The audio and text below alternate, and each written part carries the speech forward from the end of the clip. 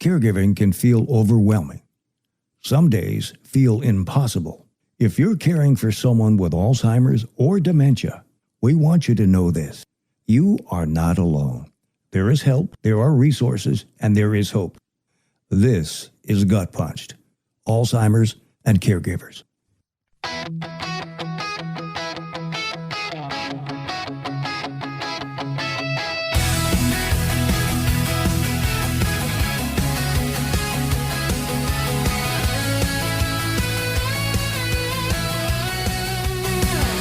Greetings and welcome. This is Gut Punched, Alzheimer's and Caregivers, the not-so-sexy podcast, episode 99.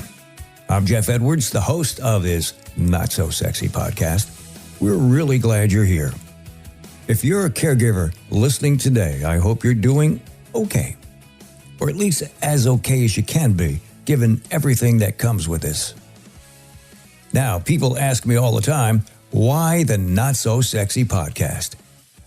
And we're going to get into that in just a minute. But first, here's what we have coming up today. We're going to talk about choosing activities for your loved one as a caregiver, what works, what doesn't, and how to think about it. We're also going to take a look at a headline that's been floating around. Scientists find single cause of cognitive decline. And we've got another listener question for what's new with Alzheimer's with Dr. John Huffaker. This time, we're talking about lithium and Alzheimer's. If you've got a question you'd like us to tackle, send it over to gutpunchedac@outlook.com. All right, I'm ready. Are you ready? Let's do it. So, back to that question, why the Not So Sexy podcast? And here's the honest answer. For a long time, when people asked what I do, besides being semi-retired, I'd say, I host a podcast. And you could see it right away. They perk up, get a little curious, maybe even a little excited. And then I tell them what it's about. Alzheimer's, caregiving. And just like that, you can feel the energy drop, like a balloon losing air. So I started heading that off at the pass. I'd say, look, it's not a sexy topic. It's not politics, not music, not sex. You get the idea. But then I add this. You might not need this right now. But at some point, you might, or someone you know might. A family member, a friend, someone going through Alzheimer's or another form of dementia. And when that happens, I just hope you remember this podcast or pass it along to someone who needs it. And that's really the whole idea behind it. And there you have it. And borrowing a line from the late, great Paul Harvey, now you know the rest of the story. Good day. We are proud to be supported by Neuropsychiatric Research Center, a clinical trial center dedicated to advancing research and treatment for memory loss and Alzheimer's disease. And the fine people at Heart, Body, and Mind Home Care, nationally acclaimed award-winning home care. And live younger today. Activate your stem cells for health and vitality. You can check them out online at liveyoungertoday.com. We'll be right back to Gut Punched, Alzheimer's and Caregivers. If you find that it's time that you must start looking for a good home care company for your loved one, I'd like you to consider talking with Heart, Body, and Mind Home Care, a nationally award-winning company. They are top of the line in service. They will tell you service is their passion, excellence is their promise, and that's the honest truth. They are very knowledgeable and skilled at what they provide. On top of that, they are just really nice people who love helping others in need. They are Alzheimer's and Dementia and Parkinson's care specialists. You can find them on the web at hbmhomecare.com, or you can call them at area code 239-603-6455. And you'll find a link for them on our website, gutpunch.com. Heart, Body, and Mind Home Care, your best choice for home care. This is Gut Punched, Alzheimer's and Caregivers. If you're new here, our 5 tenets or rules are the backbone of what we do, and they're really easy to learn. Number 1, you must take care of yourself, because if something happens to you, who is going to take care of your loved one? Number 2, you can't do this alone. You need help. Find a good caregiver group. Number 3, make a list of people, friends, relatives, or coworkers who have offered to help and then actually use it. Number 4, create a help signal. Identify a cue or phrase to confirm your loved one is comfortable with receiving help from someone else. And number 5, love it or hate it, it will be your life until it's not. So give it your all. Up next, great tips from the Alzheimer's Association on choosing activities for caregivers. Every day, I talk with people who say, I don't feel as sharp as I used to. My energy is low. My memory worries me. Hi, I'm Peggy Sealfon, board-certified health coach and caregiver. I share patented science-backed technology supporting your body's natural repair, helping improve sleep, cognition, and vitality. Learn more at liveyoungertoday.com. liveyoungertoday.com. Here's another article from the Alzheimer's Association. A person living with Alzheimer's or other dementia doesn't have to give up the activities that he or she loves. Many activities can be modified to the person's ability. In addition to enhancing quality of life, activities can reduce behaviors like wandering or agitation. Choosing activities. In the early stages of dementia, the person may withdraw from activities he or she previously enjoyed. It's important to help the person remain engaged. Having an open discussion around any concerns and making slight adjustments can make a difference. For example, a large social gathering may be overwhelming, but the person may be able to interact more successfully in smaller groups. As Alzheimer's progresses, you may need to make other adjustments to the activity. You can use the following tips. Keep the person's skills and abilities in mind. Stick with activities the person has always enjoyed and adjust as needed to match the person's current abilities. A person with dementia may be able to play simple songs learned on the piano years ago. Bring these types of skills into daily activities. Pay special attention to what the person enjoys. Take note when the person seems happy, anxious, distracted, or irritable. Some people enjoy watching sports, while others may be frightened by the pace or noise. Consider if the person begins activities without direction. Does he or she set the table before dinner or sweep the kitchen floor mid-morning? If so, you may wish to plan these activities as part of the daily routine. Be aware of physical problems. Does he or she get tired quickly or have difficulty seeing, hearing, or performing simple movements? Focus on enjoyment, not achievement. Find activities that build on remaining skills and talents. A professional artist might become frustrated over the declining quality of work, but an amateur might enjoy a new opportunity for self-expression. For activity ideas, join ALZ Connected. That's online at alz.org, the message boards and online support community. Every day, caregivers like you share new ideas and encourage one another. Encourage involvement in daily life. Activities that help the individual feel like a valued part of the household, like setting the table, can provide a sense of success and accomplishment. Relate activity to work life. A former office worker might enjoy activities that involve organizing, like putting coins in a holder, helping to assemble a mailing, or making a to-do list. A former farmer or gardener may take pleasure in working in the yard. Look for favorites. The person who always enjoyed drinking coffee and reading the newspaper may still find these activities enjoyable, even if he or she is not able to completely understand what the newspaper says. Consider time of day. Caregivers may find they have more success with certain activities at specific times of day, such as bathing and dressing in the morning. Adjust activities to disease stages. As the disease progresses, you may want to introduce more repetitive tasks. Be prepared for the person to eventually take a less active role in activities. And your approach? If you notice a person's attention span waning or frustration level increasing, it's likely time to end or modify the activity. Help get the activity started. Most people with dementia still have the energy and desire to do things, but may lack the ability to organize, plan, initiate, and successfully complete the task. Offer support and supervision. You may need to show the person how to perform the activity and provide simple, easy-to-follow steps. Concentrate on the process, not the result. Does it matter if the towels are folded properly? Not really. What matters is that you were able to spend time together and that person feels if he or she has done something useful. Be flexible. When the person insists that he or she doesn't want to do something, it may be because he or she can't do it or fears doing it. Don't force it. If the person insists on doing it a different way, let it happen and change it later if necessary. Break activities into simple, easy-to-follow steps. Focus on one task at a time. Too many directions at once can be overwhelming. Assist with difficult parts of the task. If you're cooking and the person can't measure the ingredients, finish the measuring and say, "Would you please stir this for me?" Let the individual know he or she is needed. Ask, "Could you please help me?" Be careful, however, not to place too many demands upon the person. Make the connection.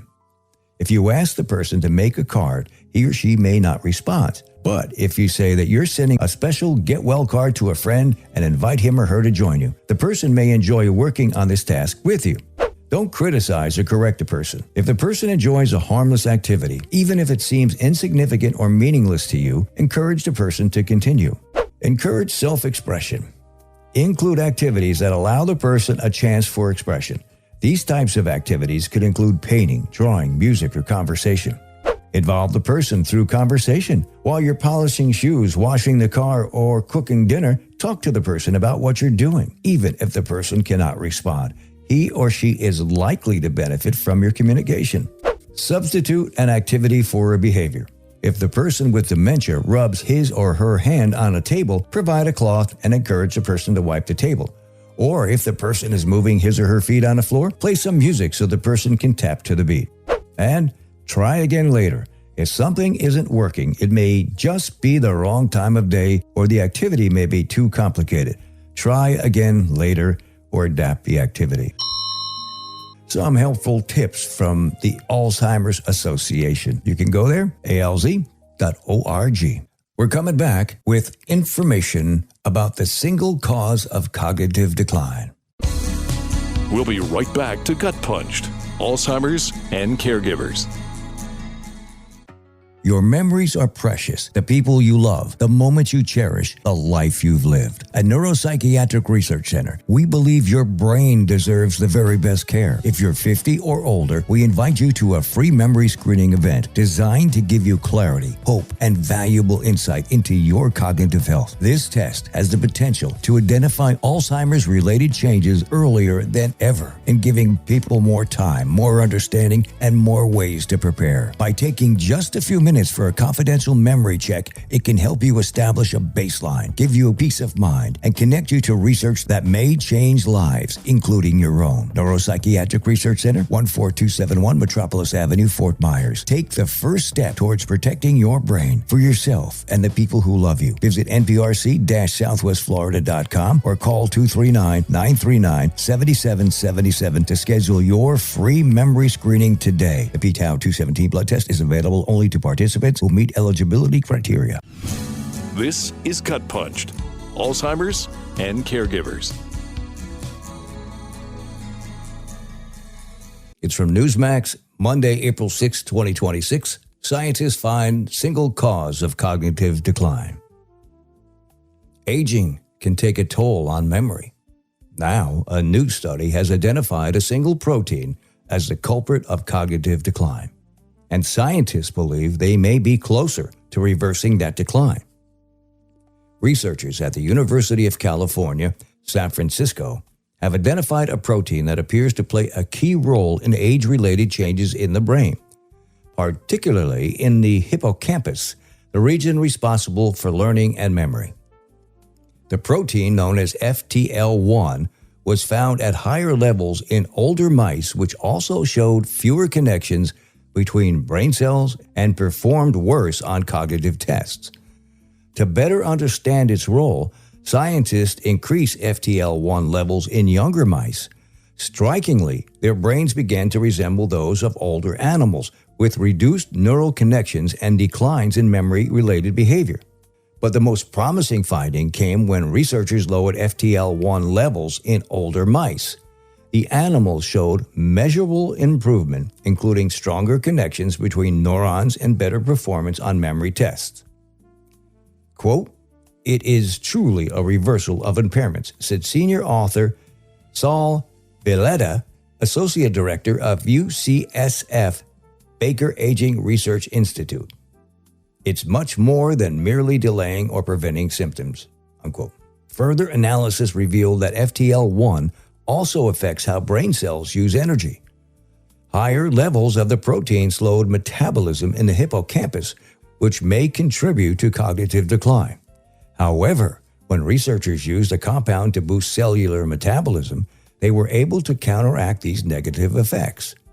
The findings published in Nature Aging could open the door to new treatments aimed at preserving or even restoring brain function as people age. Quote, we're seeing more opportunities to alleviate the worst consequences of old age, Violetta said, unquote. It's a hopeful time to be working on the biology of aging. When we come back, what's new with Alzheimer's with Dr. John Huffaker.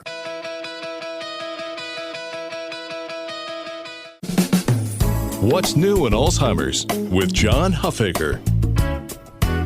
All right, John, we have an email from Pat D. from North Carolina, and he wants to know, what is the story about lithium maybe helping Alzheimer's patient?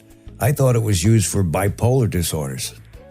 Yeah, so that's a great question, and it is. This is one of the questions I get asked most frequently lately, and it's because it's kind of hit some internet and a little bit of media talk about using lithium for Alzheimer's patients. So lithium itself is used for bipolar disorders, but there's two different types of lithiums that are out there. One, and this is what we use for bipolar disorders, is lithium carbonate. And you use a pretty high dose of that. The only way you can get that would be through a doctor, and that's what is used for bipolar.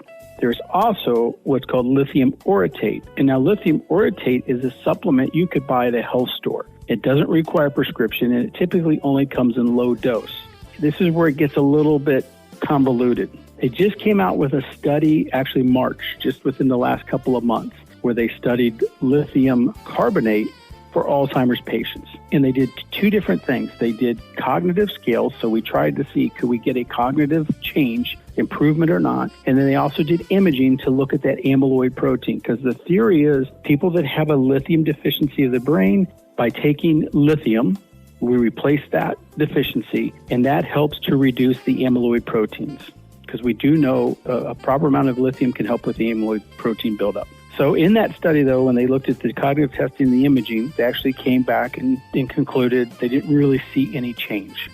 And that was a low dose of lithium carbonate. First big study, not real big, but first study with humans looking specifically at Alzheimer's, that one didn't show anything. Now, the difference is what a lot of people talk about with lithium orotate, the one that you can get at a supplement store. There were some animal studies. So they've studied it in mice, and we've actually been able to show that it does have benefit in mice.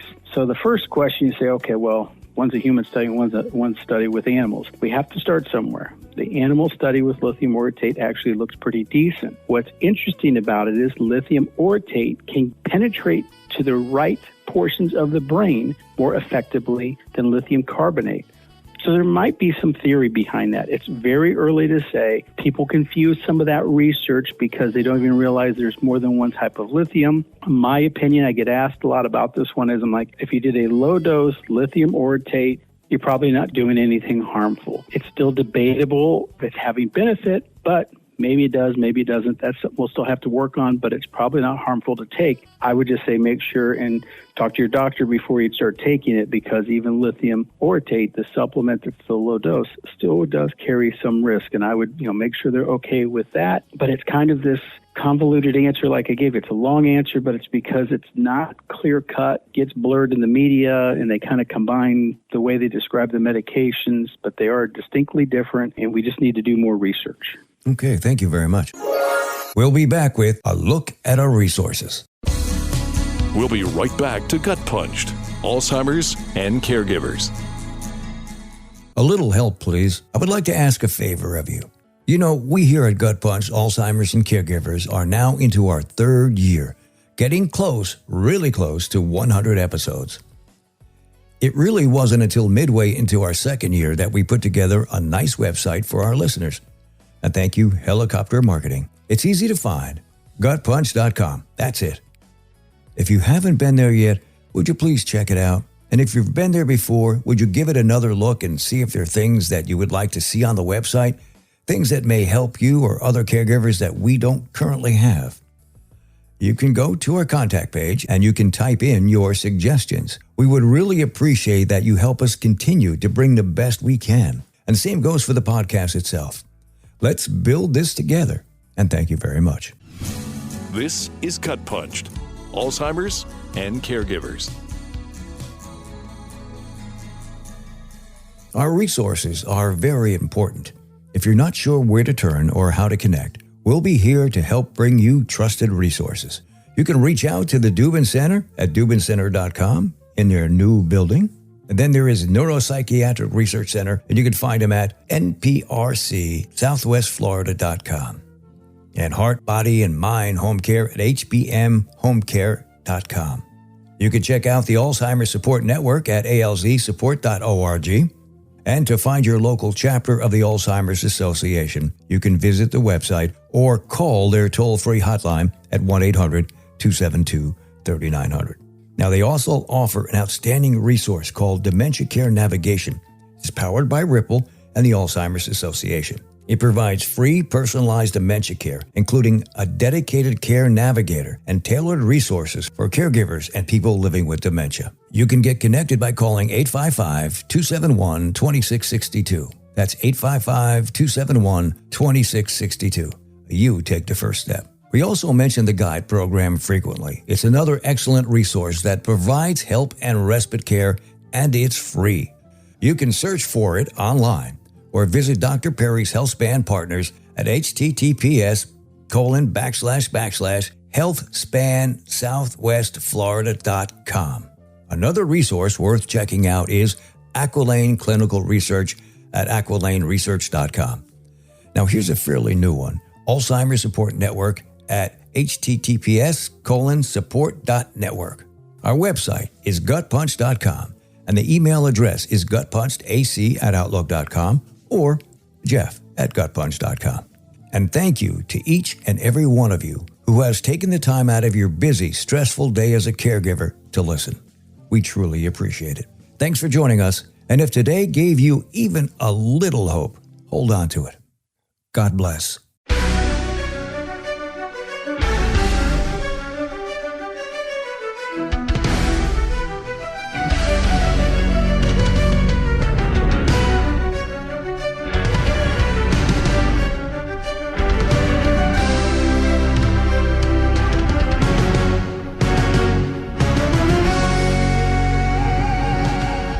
This has been Gut Punched, Alzheimer's and Caregivers, with your host, Jeff Edwards. Don't forget to hit that like button and subscribe to us on all the platforms, like Spotify, Apple, Pandora, Podbean, and more. If you have a question or want to get in touch with us, our email is gutpunchedac@outlook.com or jeff@gutpunched.com. Caregivers, you don't have to do this alone.